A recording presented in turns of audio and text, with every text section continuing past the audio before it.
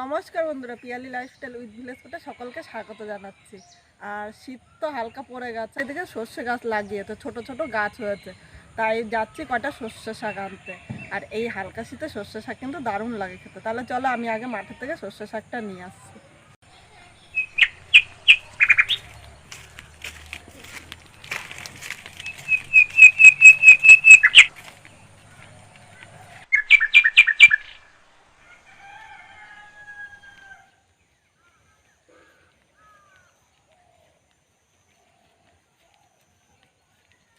এখানে এই যে সর্ষে গাছগুলো যে জায়গায় ঘন হয়েছে সেই জায়গার থেকে কিন্তু তুলবো।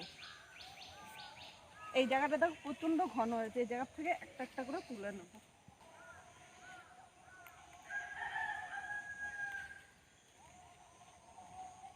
এরকম মাঝখান থেকে একটা করে তুলবো।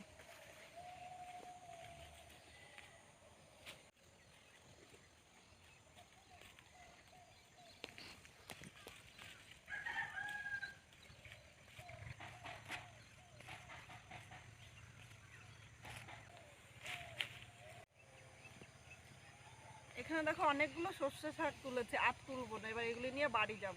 আর কিভাবে রান্না করো পুরো ভিডিওটাই তোমরা দেখতে থাকো, খুব ভালো লাগবে। এদিকে দেখো এই যে গাজর গাছ কিন্তু বড় হয়ে গিয়ে, তার কিছুদিন পরে গাজরগুলি তুলবে। আজকে একটা তুলে দেখি গাজর কতটা বড় হয়েছে। এই দেখো এখনো কিন্তু বেশি বড় হয়নি, মাঝারি সাইজ হয়েছে। গাজরটা আর কিছুদিন যাবে, কিছুদিন পরে তুলবো, কারণ গাজরটা এখনো কিন্তু বড় হয়নি। এবার চলো বাড়িতে যাই।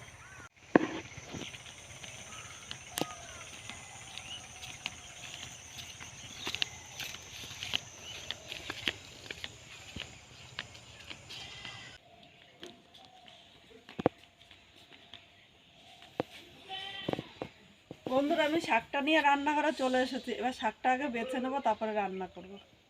বন্ধুরা, শাকটা বাছতে বাছতে কিছু কথা তোমাদের সাথে শেয়ার করছি। আগে বলে নিচ্ছি, এই যে শাকের গোড়াটা আমি এইভাবে ফেলে দেবো। আর শাকটা একদম কচি, তাই শাকের ডাঁটটা শুদ্ধ আমি নিয়ে নিচ্ছি।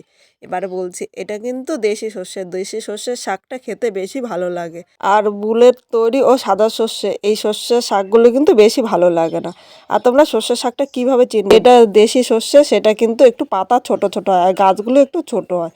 আর এই যে রায়রা, তারপরে সাদা সর্ষে, সেই সর্ষের শাকগুলো কিন্তু একটু বড় বড় হয়, পাতাগুলো কিন্তু একটু বড় হয়। এখানে দেখো কথা বলতে বলতে আমার সর্ষে শাকগুলো পুরো ভালো করে বেছে নিয়েছি।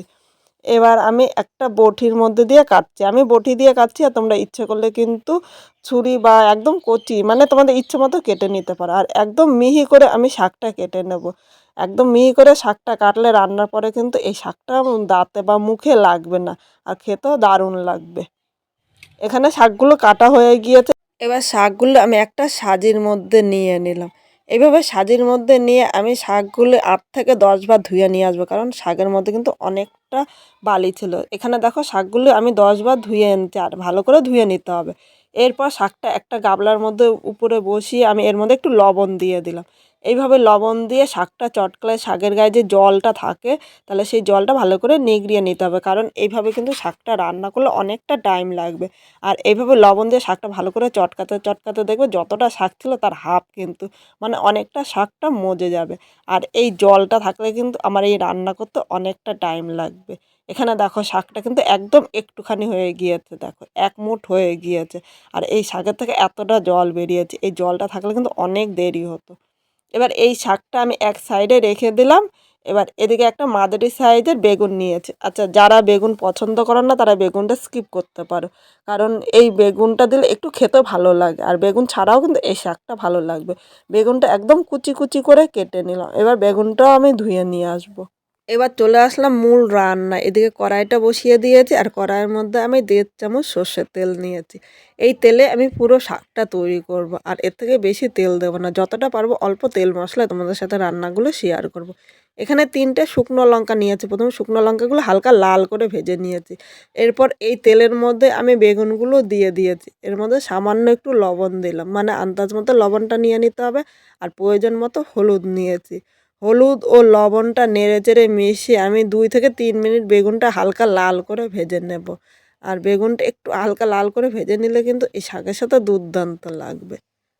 3 মিনিট বেগুনটা হালকা লাল করে ভেজে নিয়েছি, এর থেকে বেশি ভাজবো না, আর এর থেকে বেশি ভাজলে খেতে কিন্তু ভালো লাগবে না। এবার এখানে যে সর্ষে শাকগুলো রেখেছিলাম এর মধ্যে শাকটা নিয়ে নিলাম, এর সাথে 3টে কাঁচা লঙ্কা নিয়েছি, তোমরা ঝাল যেরকম খাবে সেই হিসাবেই লঙ্কাটা নিয়ে নেবে। এবার এখানে কিন্তু শাকেও লবণ দিয়েছিলাম আর বেগুন ভাজার সময় লবণ দিয়েছিলাম, তাই এখন কিন্তু আমি বেশি লবণ দেব না। এখন এইভাবে সব কিছুর সাথে নেড়ে চেড়ে মিশিয়ে 1 মিনিট রান্না করে নেব। 1 মিনিট রান্না করে নিয়েছি, এবার এই জায়গায় সামান্য একটু লবণ দিলাম আর প্রয়োজন মতো হলুদ নিয়ে নিলাম। এখন হলুদ ও লবণটা এর সাথে নেড়ে চেড়ে মিশিয়ে নেব। আর এই শাকটা কিন্তু মিডিয়াম আগুনে রান্না করতে হবে। সব কিছু নেড়ে চেড়ে মিশিয়ে নিয়েছি, এখন ঢাকা দিয়ে আরও 2 থেকে 3 মিনিট মিডিয়াম আগুনে রান্না করে নেব। 3 মিনিট পর ঢাকনিটা তুলে নিলাম, এখানে শাকটা দেখো অনেকটাই কিন্তু মজে গিয়েছে। আবারও এইভাবে একটু নেড়ে চেড়ে নিলাম। এবার খুন্তিটা রেখে আমি হাতাটা নিয়ে নিলাম, হাতার পিছনটা দিয়ে এইভাবে একটুখানি নেড়ে চেড়ে, মানে শাকটা একটা শাকের সাথে একটা শাকের যাতে গায়ে লেগে যায়, আর এইভাবে করলে শাকটা কিন্তু দারুণ লাগবে। 1 মিনিট শাকটা নেড়ে চেড়ে নিয়েছে, আর দেখো শাকটা কিন্তু একটুখানি হয়ে গিয়েছে। এবার শাকটা আমি নামিয়ে নিলাম। আজকে খুব সাধারণভাবে এই সর্ষে শাকটা রান্না করেছি। তোমাদের কীরকম লাগলো অবশ্য কমেন্ট করে জানাতে কিন্তু ভুলো না। নতুন কোনো বন্ধু আমার এই ভিডিওটি দেখতে আসলে ভালো লাগলে একটা লাইক, শেয়ার ও কমেন্ট করে সাবস্ক্রাইব করে পাশে থেকো, যাতে আরও নতুন নতুন ভিডিও আপলোড করলে সবার আগে নোটিফিকেশান আপনার কাছে পৌঁছিয়ে যায়। শেষে 2টো শুকনো লঙ্কা নিয়ে নিলাম, কারণ শাকের মধ্যে একটু শুকনো লঙ্কা ভাজা না হলে কিন্তু ভালো লাগে না। আর আজকে আমি যেভাবে করলাম অবশ্যই এইভাবে ট্রাই করে একবার, খেতে দুর্দান্ত লাগবে। পুরো ভিডিওটা দেখার জন্য তোমাদের অসংখ্য ধন্যবাদ।